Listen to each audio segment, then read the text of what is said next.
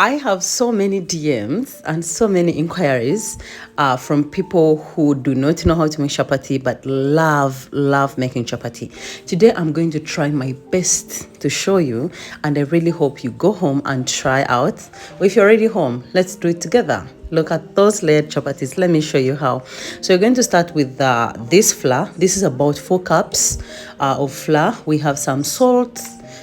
We have oil, which I'm going to be switching up, but just in case you don't do the other option, please use oil. We have some lukewarm water and a bowl for mixing. So I'm going to be switching the oil with clarified butter, which is ghee in this case. Yes, there's a difference between ghee and butter, and if you know it, please let me know in the comment section. Yeah, or if you have a question, you shoot it. Okay, and then I'm going to be adding an egg. Eggs are very good at making flour products a bit light. Yeah, and then this is the ghee. Oh, by the way, I sell it. I clarify actual ghee and then pack it. If you're traveling abroad or if you're living in Kampala, do hit me up on Instagram and I will be delivering to you some ghee. Okay, so I'm going to add about 3 cups of this flour into my mixing bowl. I want to leave some because I'm going to dust. I'm going to layer these chapatis. You don't want to finish all of it, or you can go down and buy another one. Okay, so I'm going to add some salt. I want to add a pinch because I'm going to taste much later on, and then I'm going to break in my egg.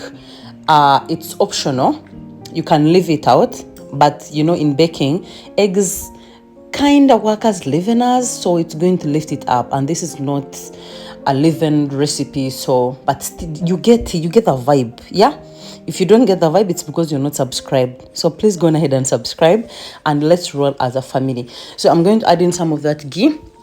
The fat is going to trap in the moisture and keep my chapatis soft, so that's why I'm going to add it in at this stage. It's a crucial step, and if you're not using ghee, please add in some of that oil.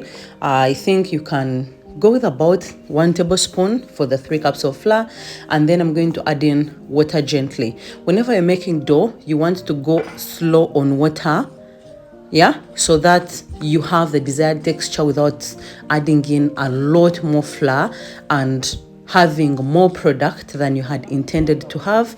Once everything comes together, I'm going to go in with my washed hands. This is my house.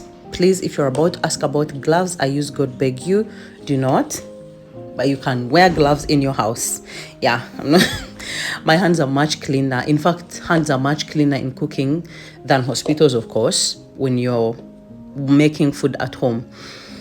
So I'm going to knead this until it comes together. It can be quite tacky, it can be quite tedious, but be gentle. Yes, it's going to be sticky. You can add in some liquid or flour depending on what you want. Again, the other trick on making soft chapatis is making soft dough. So if you make your dough really hard, the chapatis are going to first of all dry out because there was no proper hydration in the beginning, and then they are going to be flaky and really hard the moment they hit cold air after the pan. So please keep that in mind. And yeah, you want to massage this dough until everything is together. And it's at this stage that I'll actually test the salt, if it's enough. If it's not enough, then I'll add in before I am done kneading this dough. Yeah, you don't want to overwork it. So at this stage, I'm going to put it aside and I'm going to cover it and let it rest for about 5 to 10 minutes. Chapatis don't have to rest so much since there's no yeast that it's going to, you know, leaven or double in size. So that's how it's looking. And when you let it rest, most of the times it's going to not be sticking on your hands when you come back. The problem comes in when you want to knead it to perfection all in one go, and then you continue to add in flour until it's all hard. Yeah. So now I'm going to dust my working surface, which is also clean. If you do not have a cleaner surface area, say for example you have tiles and they have like those smaller, you know, the places where they join, sometimes they can harbor a few not so tidy, you know, microorganisms. You can use a chopping board. Dust the surface so that it's not sticky, and then put on your dough and try, or rather knead. Do not try. You knead it out and then shape it into a bowl and start cutting out the desired chapati sizes. You can use a knife and shape later on. I prefer to shape using my hand, so it's just like a pinch and pull kind of process, and it helps me have circular balls from the beginning, which helps me roll out perfectly. So what I'm going to do right now, dust the surface again and put my dough down, flatten it with my hand and go in with a rolling pin. One of the rules is that the rolling pin never leaves the dough. You roll only where you see. So you roll across and then you turn widthwise or the shorter side, and then you roll again, and like that until you have the perfect circle shape.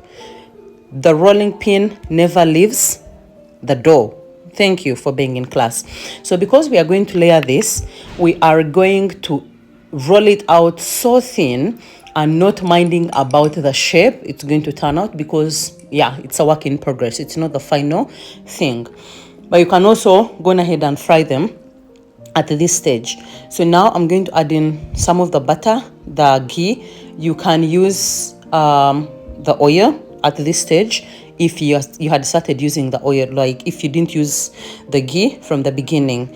Ghee can also be expensive, so please save yourself the hassle. If you do not have it, don't limit yourself. Yeah, these are also called Indian parathas. So yeah, but since we are in Uganda, we are going to go with chapatis. Okay, we all say in unison, yes ma'am. Thank you. So now after that, you're going to roll it out thinly, and then you're going to again roll it out now across all over itself until they make balls like this. I am going to cover these and leave them again for the butter to really sink in, for them to soften up, for the gluten to develop again, and they are going to be all together elastic and soft. Look at that. If you try to roll them out immediately after putting the butter in the middle, it's going to be a different case, because now it's like they are still strangers. The butter and the rolling, the gluten hasn't really gotten time to like form new connections. So now the dough is still hard. Cooking needs patience, okay?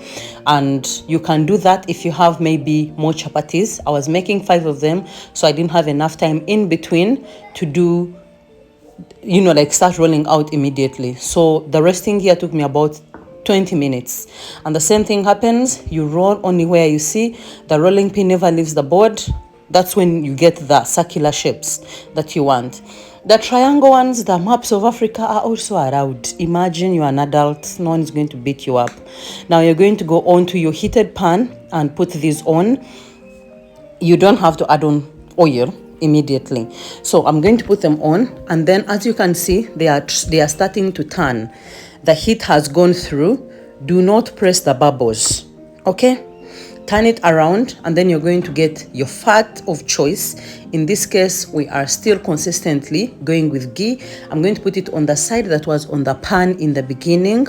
Now, while the other side is also heating up or cooking up, that means the chapati is getting ready inside, and it's going to be able to create bubbles, which are going to be flaky and keep your chapati moist.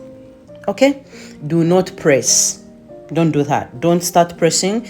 Otherwise, your chapatis are going to be rubbery, like the ones on the street. You don't want that at home. And we do not layer, so we do one chapati at a go. If you feel like the fat is not enough, you're not drenching the chapati in oil, you can go ahead and just add some extra. The reason I'm using a brush is because ghee is not as liquid as oil, but if you're using oil, you can feel free to just, pour around a few drops, and then you want to turn it around, never bursting the air bubbles. Okay, when the chapati is ready, the air bubbles stop growing, and that's it. You are done. When you do not burst them, they become flaky and they stay like that for a long time, and they become this tasty, cooked through soft item. If you want, you can cover these with a cloth to just keep the moisture, but they are still going to be soft if the dough was good. You're welcome.